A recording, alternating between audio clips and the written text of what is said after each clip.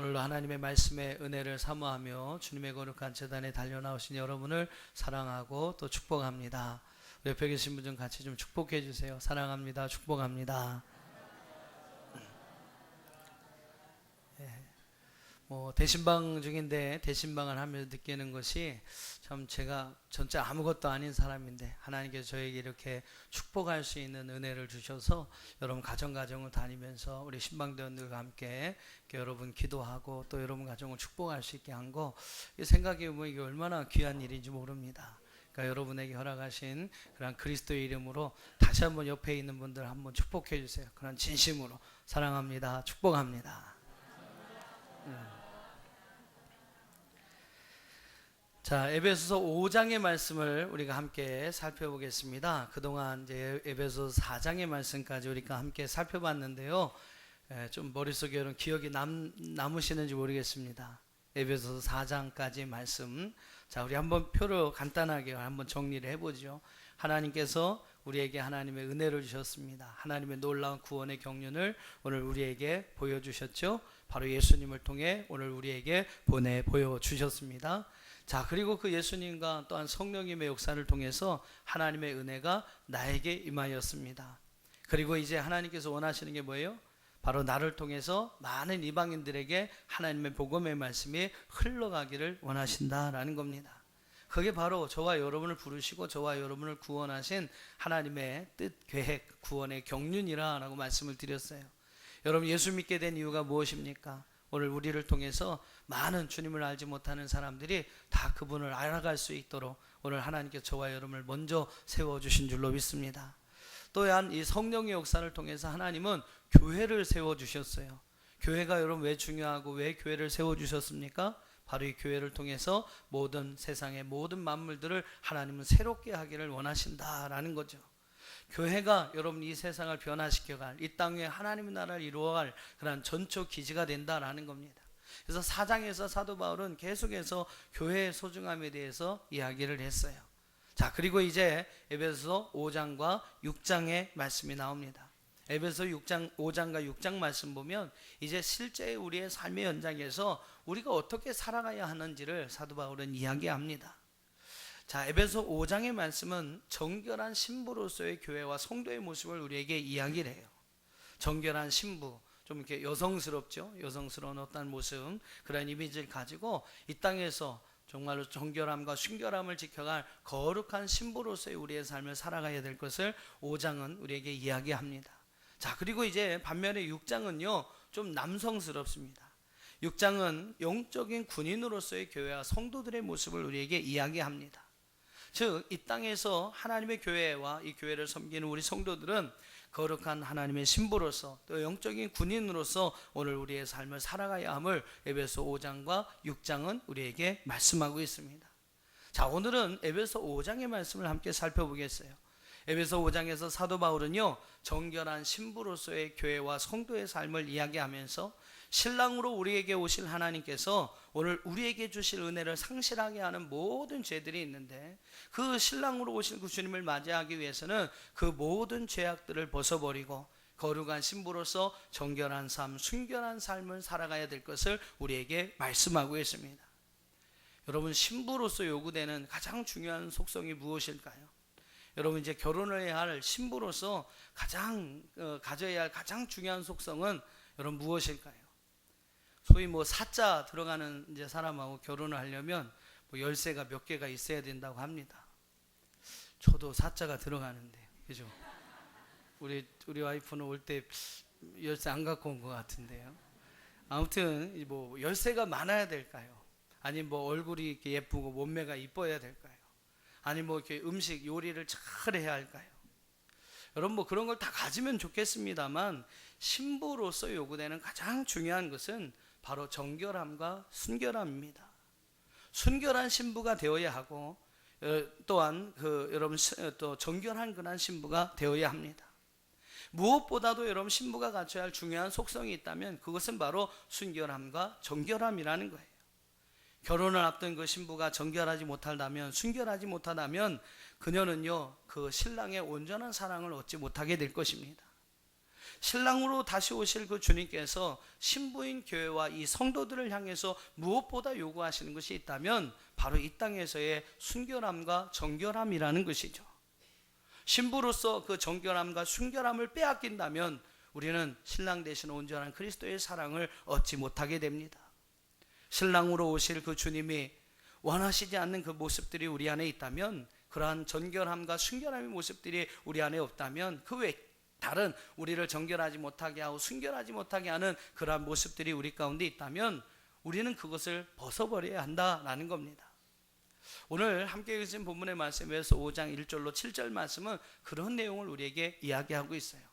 자, 먼저 간략하게 여러분 5장과 6장의 내용을 한번 제가 요약을 해드릴게요. 5장과 6장 5장 1절로 7절 말씀 보면 사도 바울은 두 가지를 이야기합니다. 하나님의 사랑받은 자녀로서 하나님을 본받는 자가 되라 라고 이야기를 하고요, 또 하나님의 어떠한 기업을 상실하게 하는, 즉 신랑으로 오실 그 주님을 영접할 때에 오늘 우리의 정결함과 순결함을 빼앗아가는 죄들이 있는데 그 모든 죄들을 버려라 라고 이야기를 합니다. 그리고 더 나가서 5장 8절로 21절 말씀에서는 빛된 자녀의 삶을 우리에게 이야기해요. 우리 다음 시간에는 그 말씀을 여러분과 함께 나눌 텐데, 빛된 자녀로서 이 땅에서 우리가 어떤 삶을 살아가야 하느냐, 또 에베소 5장 21절로 6장 말씀까지는요 5가지 관계 속에서 우리가 구체적으로 어떤 삶을 살아가야 할지를 이야기합니다. 그래서 5장 22절로 33절에서는 부부관계를 어떻게 살아가야 하고, 6장 1절로 4절에서는 부모와 자녀의 관계를 어떻게 살아가야 하고, 6장 5절로 9절에서는 사회적인 관계, 즉 노사의 관계, 종과 주인의 관계 속에서 어떻게 살아가야 하고, 6장 10절로 17절에서는 영적인 관계, 특별히 마귀와의 관계에서 어떻게 우리 성도와 교회가 살아가야 하고, 마지막 18절로 20절에서는 하나님과의 관계, 영적인 그 관계 속에서 어떻게 우리의 삶을 살아가야 할지를 계속해서 이야기합니다. 자, 이 중에서 오늘은 에베소 5장 1절로 7절에서 이 말씀을 중심으로 해서 사랑받는 자녀같이 하나님을 본받으라 라는 말씀의 제목으로 여러분과 함께 말씀의 은혜를 나누고자 합니다. 자, 한번 우리 따라해 보실까요? 사랑받는 자녀같이 하나님을 본받으라. 자, 먼저 1절과 2절을 다시 한번 읽어보겠습니다. 오늘 에베소 5장 1절과 2절 같이 한번 읽어보시죠. 시작.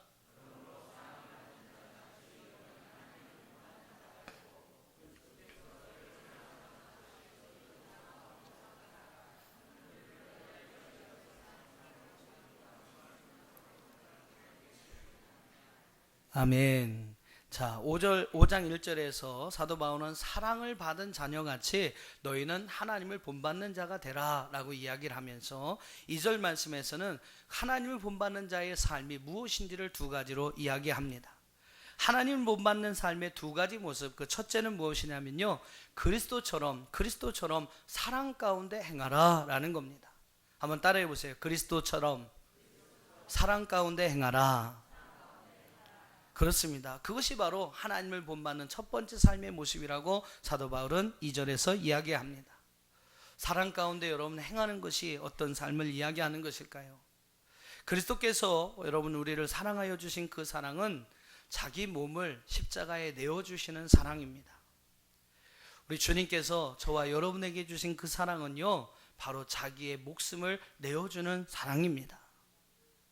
그 사랑은 우리가 받을 만해서 주신 사랑이 아니에요. 받을 만한 조건도 안 되는 사람들인데 하나님께서 값없이 우리에게 주신 그냥 무조건적인 사랑입니다. 참 이런 사랑을 얘기하면 좀 감격이 오고 좀 마음에 울컥울컥 해야 되는데요. 하나님의 사랑에 대한 많은 감격들이 오늘 우리 가운데 없어졌어요. 여러분 그 사랑이 얼마나 큰지 한번 생각해 보세요. 그 사랑이 얼마나 우리에게 놀라운 은혜인지를 한번 생각해 보세요. 그럼 여러분 그 사랑에 대한 감격이 있어야 합니다. 근데 우리에게는 그 사랑, 하나님의 사랑, 예수님의 사랑, 그리스도의 사랑, 그 사랑에 대한 감격이 많이 없어졌다라는 거죠. 그러니까 이제는 그 받은 사랑이 아주 극히 일부만이라도 좀 나누면서 베풀면서 실천하면서 살아가라고 하나님 말씀하시는데 여러분 그것도 제대로 못하면서 우리가 살아가고 있는 겁니다. 얼마나 많은 사랑을 받았는지 그 받은 사랑에 대한 감격이 없으니까요 조금만 나눠주라는데, 그 일부분만 조금만 나눠주라는데 우리가 그것을 못하면서 살아가고 있는 거예요. 오늘 여러분 하나님께서 여러분에게 주신 예수 그리스도를 통해서 값없이 또한 자기의 목숨을 십자가에 자기의 모든 것을 내어주신 그 사랑 주신 것, 그 사랑에 대한 감격이 오늘 여러분 안에 회복될 수 있기를 주의 이름으로 축원합니다. 마태복음 18장 24절 이하의 말씀 보면 여러분 잘 아시는 1만 달란트 빚진 자의 비유가 나옵니다. 마태복음 18장 24절 말씀 이하를 한번 저랑 같이 한번 읽어보시죠.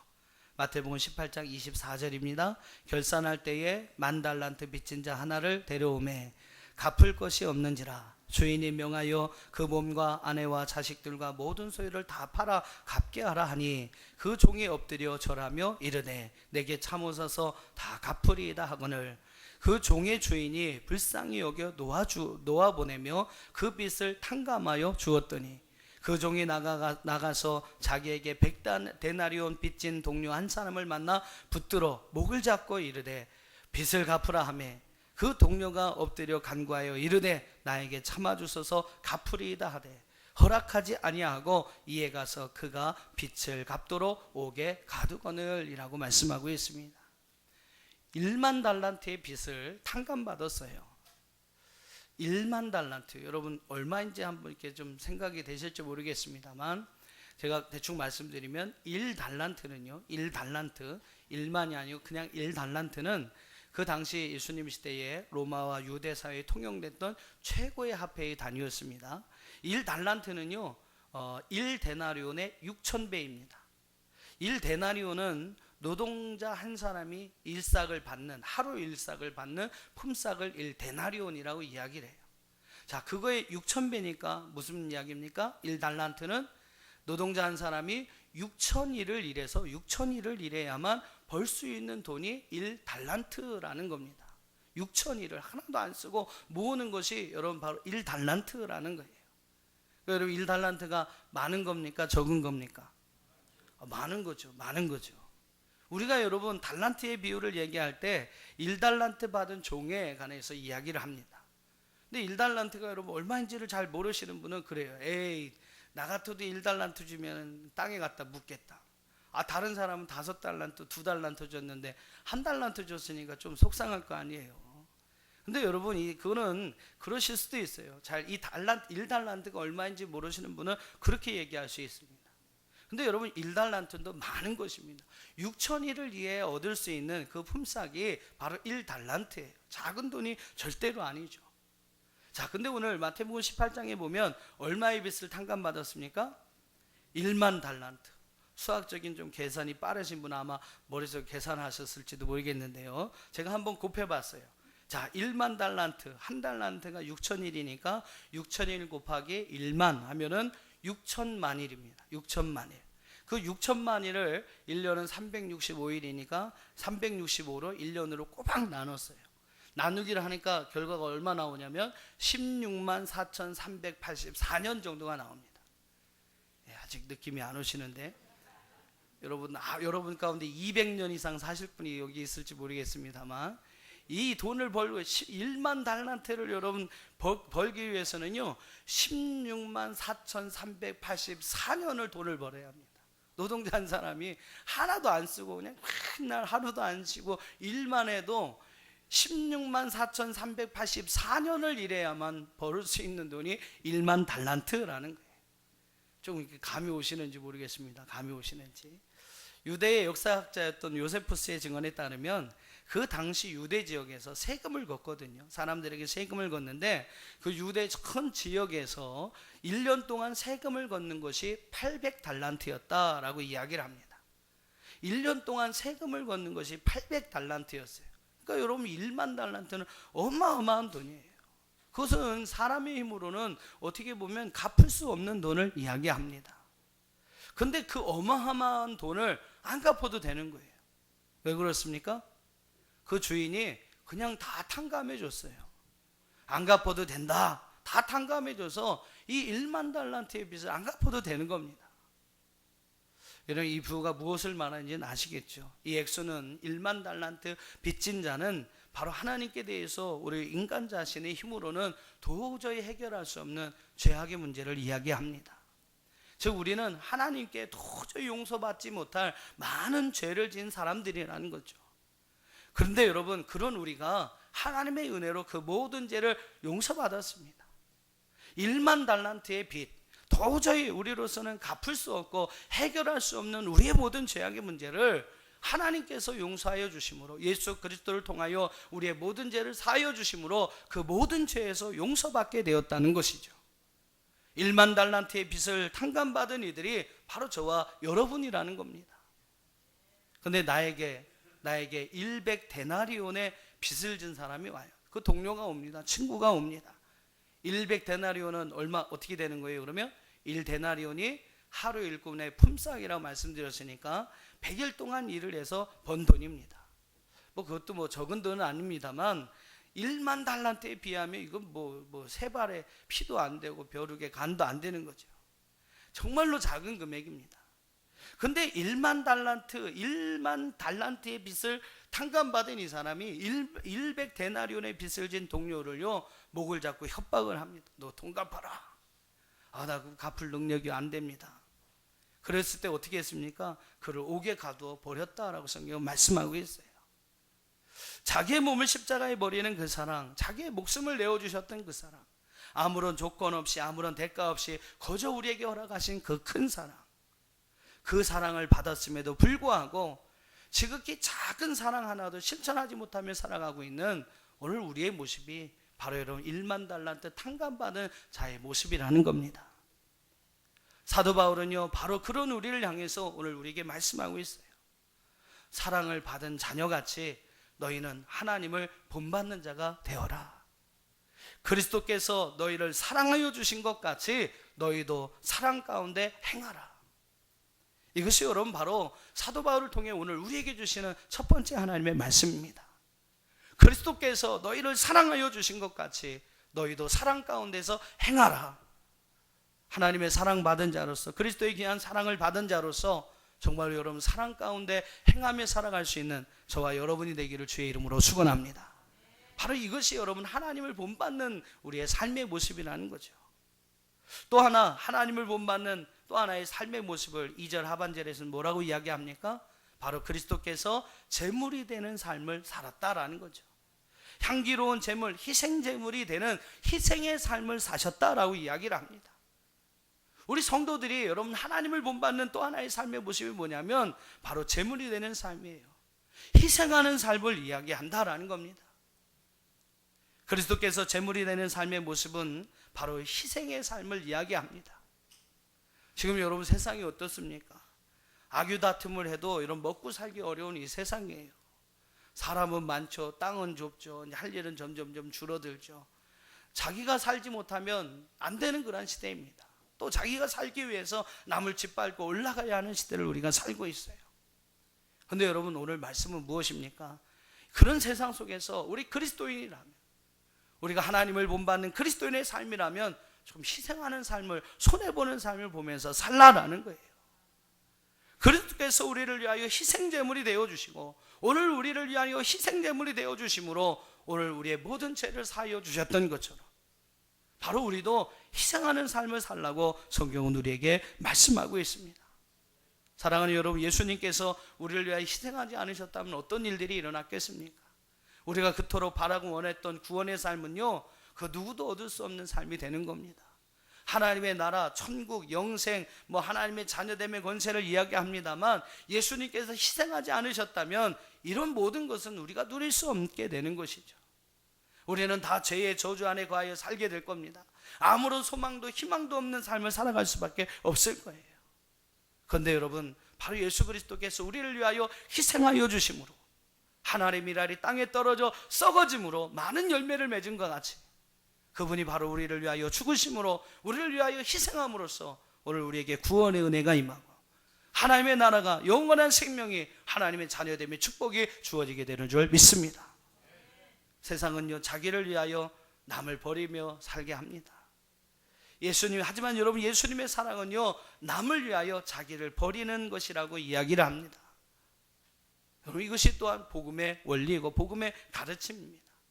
내가 죽어서 나로 인하여 다른 사람을 살리는 것, 여러분 이것이 바로 복음이에요. 예수님의 십자가의 죽으심으로 우리를 위하여 희생하심으로 오늘 우리가 사는 역사가 일어나는 것, 여러분 이것이 바로 복음입니다. 그 복음을 믿는 사람이라면 오늘 우리는 분명히 기억해야 할 겁니다.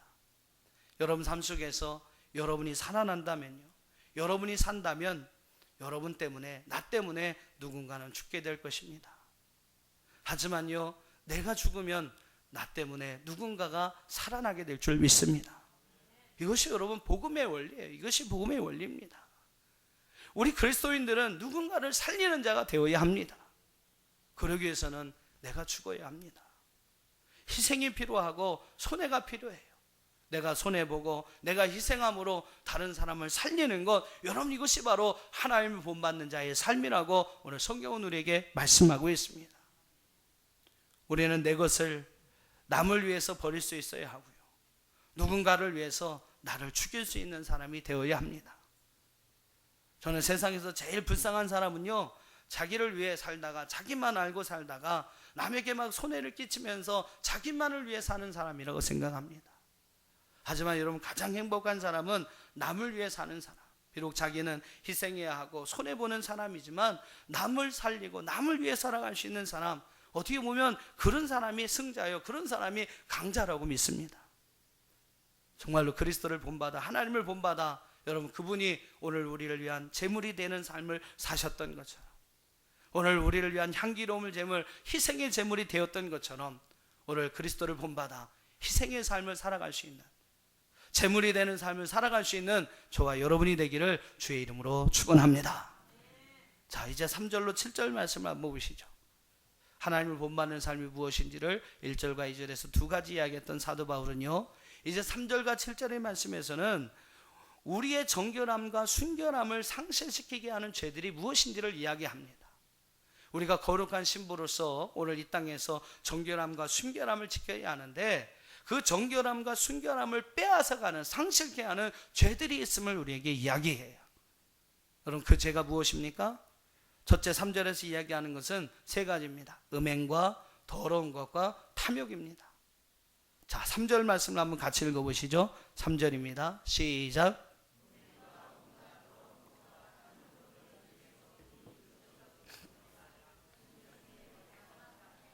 자, 우리말로는 이렇게 분명하게 좀 드러나지 않아서 제가 헬라어 원어 성경을 한번 찾아봤습니다.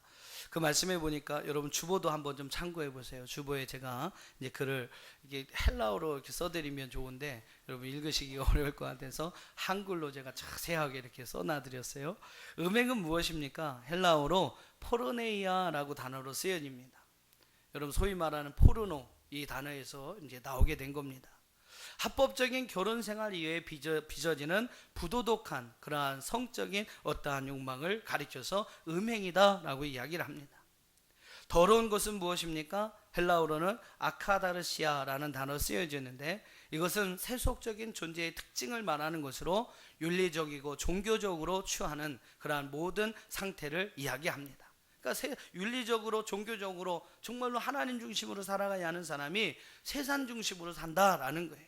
그걸 바로 여러분 더러운 것, 아카다르시아라는 단어로 쓰게 됩니다. 탐욕은요 헬라어로 플레오렉시아라는 단어로 쓰여지는데, 이건 단순한 욕심이 아니라 우리 마음속에서 끓어오르는 성적인 욕망을 이야기하는 겁니다. 바울은요 하나님으로부터 구별된 그리스도인이라면 바로 우리 마음에 이러한 악들을 제하여 버려야 한다라고 이야기를 해요. 그 이름조차도 부르지 마라 라고 우리에게 말씀하고 있습니다. 성도라면 마땅한 것이라고 이야기를 해요. 두 번째로 4절 말씀에 보면 또 세 가지 죄를 이야기합니다. 루추함과 어리석은 말과 희롱의 말입니다. 4절을 한번 읽어보시죠. 시작.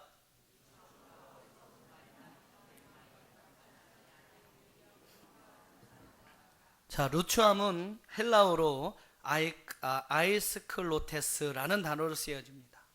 이것은 천하고 속된 말, 부끄러운 말을 이야기합니다. 말을 이야기하는 거예요. 누추함이라고 표현돼서 여러분 좀 그런데, 이것은 부끄러운 말, 좀 천하고 속된 말을 이야기합니다. 어리석은 말, 헬라어로는 모롤로기아라는 단어로 쓰여 있는데, 이것은 어떠한 죄악의 마음을 가지고 죄악의 성향을 가지고 짓거리는 말입니다. 우리가 귀로 듣기에도 별로 좋지 않은 말들 있지 않습니까? 막 뭐 욕을 하거나 막 이런 말들, 어떠한 죄악의 마음을 가지고 귀에도 듣기에 좋지 않은 그런 말로 짓거리는 것, 이것을 어리석은 말이라는 몰로로기아라는 단어로 쓰여집니다. 희롱의 말은 여러분 무엇이냐면 유틀라펠리아라는 단어로 쓰여 있는데, 이것은 본래 재치 있는 농담이라는 말로 여러분 많이 쓰여지지만, 본문에서는 어떤 외설적인 내용을 포함한 상스러운 농담과 독소를 이야기합니다. 괜히 여러분 사람들 앞에서 야한 농담을 잘하는 그런 분들이 있죠. 그러니까 여러분 성경적으로는 그런 것이 우리에게 옳은 게 아닙니다. 그것이 바로 우리의 순결함과 정결함을 빼앗는 우리의 언어다라고 성경은 우리에게 말씀하고 있어요.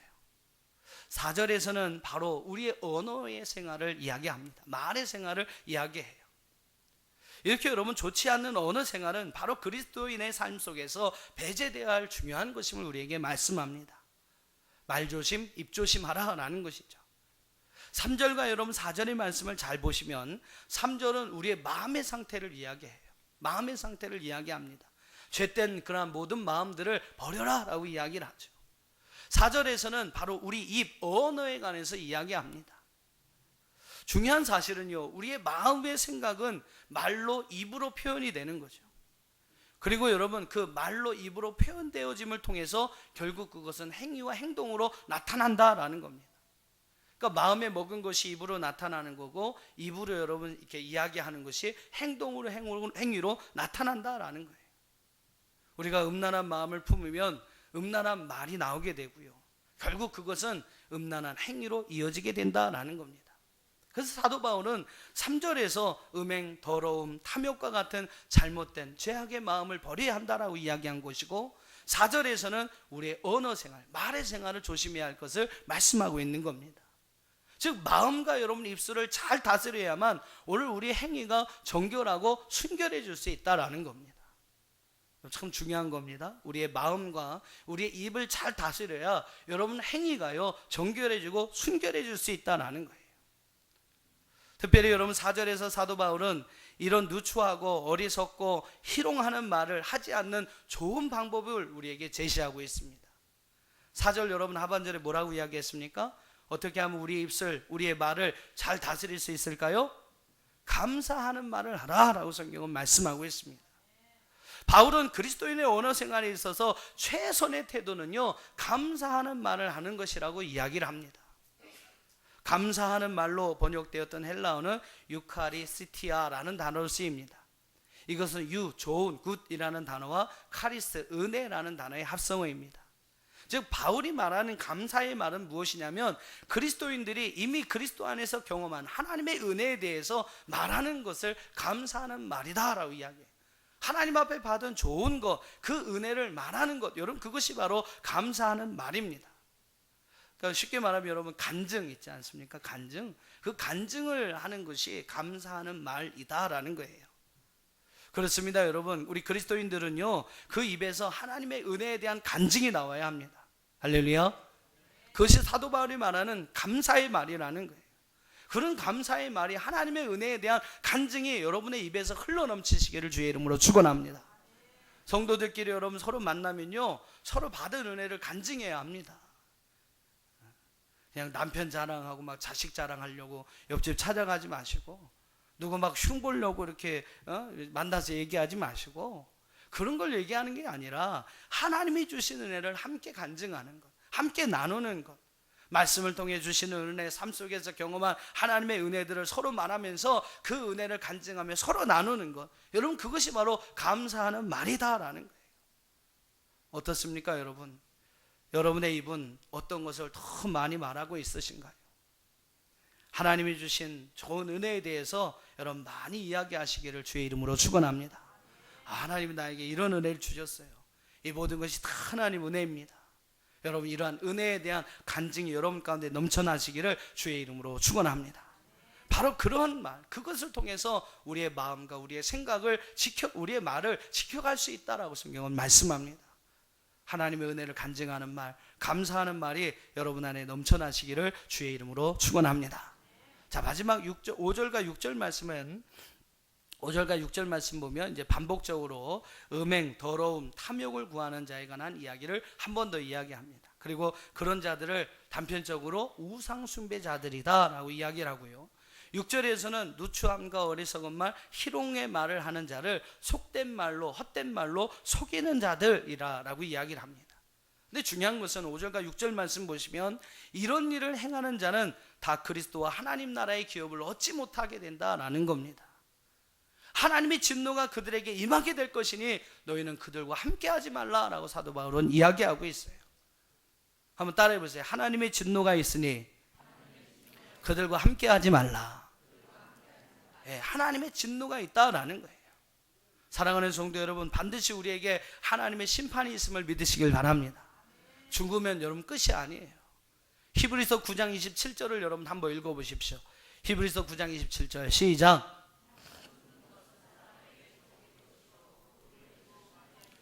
죽으면 여러분 끝입니까? 아니에요. 죽으면 그 이후에는 하나님의 심판이 우리께 있을 것이다 라고 이야기를 합니다. 성경은 죽음 이후에 우리가 하나님 앞에 받게 될 심판에 대해서 분명하게 증거하고 있습니다. 5절과 6절 말씀에도 그런 내용이에요. 그런 심판이 우리에게 있을 것이니 더러운 마음, 더러운 입술을 가진 자들은 하나님의 진노가 임하게 될 것이니 그들은 하나님의 기업을 얻지 못하게 될 것이니 그러한 모든 죄를 벗어버려라 라는 겁니다.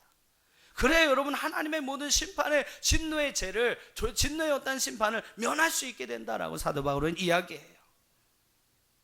마지막으로 여러분 하나님 심판에 대해서 한 가지만 말씀을 드리고 말씀을 정리하고자 합니다. 자, 고린도전서 3장 10절을 한번 다 펴보시죠. 성경에 있으신 분들은 중요한 부분이니까 한번 다 펴보시고요. 없으신 분들은 앞에 화면을 보시기 바랍니다. 고린도전서 3장 10절.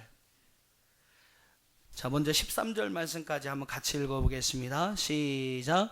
내게 주신 하나님의 은혜를 따라 내가 지혜로운 건축자와 같이 터를 닦아두매 다른 이가 그 위에 세우나 그러나 각각 어떻게 그 위에 세울까를 조심할지니라. 이 닦아둔 곳 외에 능히 다른 터를 닦아둘 자가 없으니 이 터는 곧 예수 그리스도라.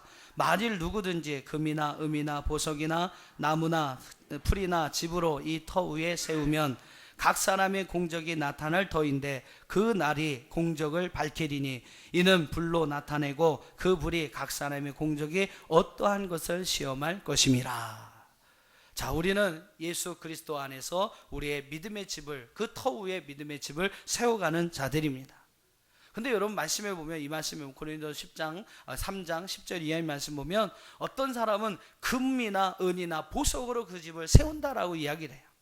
근데 어떤 사람은 어떤 걸로 집을 짓습니까? 나무나 풀이나 집으로 집을 세운다라는 거예요. 무엇으로 집을 짓든 상관은 없습니다만 중요한 것은 예수 그리스도가 터라라는 것이죠. 그리고 또 하나 중요한 것이 무엇입니까? 언젠가는 어떤 날이 이른다고 그랬어요?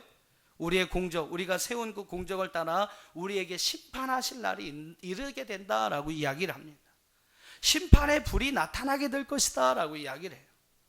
자, 한번 여러분 상상을 해보세요. 심판의 불이 쫙 나타났습니다. 불이 나타났어요. 나무나 풀이나 집으로 세운 집은 어떻게 될까요? 다 타서 없어지겠죠.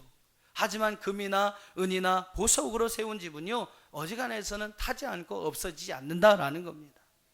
중요한 사실은 뭐예요? 14절 15절을 계속해서 읽어보시죠. 14절 15절 시작.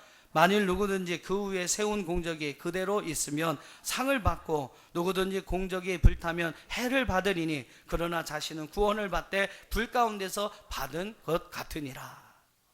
불이 임하였을 때에 세운 공적이 그대로 있으면요, 상을 받게 되고 공적이 불타 없어지게 되면 해를 받게 된다라고 이야기를 합니다. 거짓으로, 음행과 더러움과 탐욕으로, 누추함과 어리석음과 희롱적인 말로 세운 우리의 공적은요, 바로 하나님의 그 심판의 불 앞에서 아무것도 없이 사라지게 될 겁니다. 하지만 여러분 순결하게, 진실하게, 정결하게 세워가는 오늘 우리의 삶의 모든 행위들, 모든 삶의 공적들은 불 가운데서도 사라지지 않게 될 줄 믿습니다. 그리고 우리는 그것으로 인하여 하나님의 큰 상을 받게 될 것입니다. 사랑하는 여러분 어떻습니까? 여러분 예수 그리스도의 터 위에 어떠한 믿음의 집을 세워가고 계시나요? 금은 보석과 같이 귀한 믿음으로 여러분의 공적을 쌓아가고 계십니까? 나무나 풀이나 집과 같은 그냥 그런 거 흔한 것으로 여러분의 공적을 쌓아가고 계시나요? 하나님 앞에 살아가고 있는 여러분의 삶의 모습은 어떻습니까? 금은 보석과 같은 그러한 삶을 살아가고 계시나요? 하나님 보시기에 정말로 귀한 금은 보석과 같은 삶을 여러분 지금 살아가고 계시나요? 아니면 여러분 누구나 다 똑같이 그냥 나무나 풀과 집과 같은 그런 삶을 살아가고 계십니까? 하나님 앞에 지금 여러분 어떻게 쓰임받고 계시나요? 금은 보석과 같이 여러분 귀하게 쓰임받고 계십니까? 아니면 그냥 나무 풀집과 같이 그냥 흔하게 여러분 쓰임받고 계시나요? 정결함과 순결함으로 거룩한 신부의 삶을 여러분 지키며 살아가고 계십니까? 아니면 오늘 3절로 7절 말씀에서 이야기하고 있는 버려야 할 모든 죄악들 속에서 혹시 살아가고 계십니까? 불로 우리의 쌓은 모든 공적을 심판할 그때에 분명히 그날이 우리에게 있을 것이고, 그때에 우리가 쌓은 그 공적으로 인하여 우리는 하나님의 심판을 혹은 상급을 받게 될 줄로 믿습니다. 그 심판의 때를 여러분 분명히 기억하면서 소망하는 것은 하나님 앞에서 금은보석으로 그 공적을 쌓아갈 수 있는 저와 여러분이 될 수 있기를 주의 이름으로 축원합니다. 특별히 오늘 말씀을 여러분 기억하시면서 더러운 마음, 더러운 여러분 입을 가진 자의 삶으로 하나님의 진노가 임하는 삶을 살아가는 여러분이 아니라 그리스도처럼 사랑 가운데 행하고 그리스도처럼 희생하는 그러한 삶을 통해서 하나님을 본받는 그러한 삶을 통해서 이후에 하나님이 주시는 하나님의 나라의 기업을 차지할 수 있는 저와 여러분이 될 수 있기를 주님의 이름으로 축원합니다.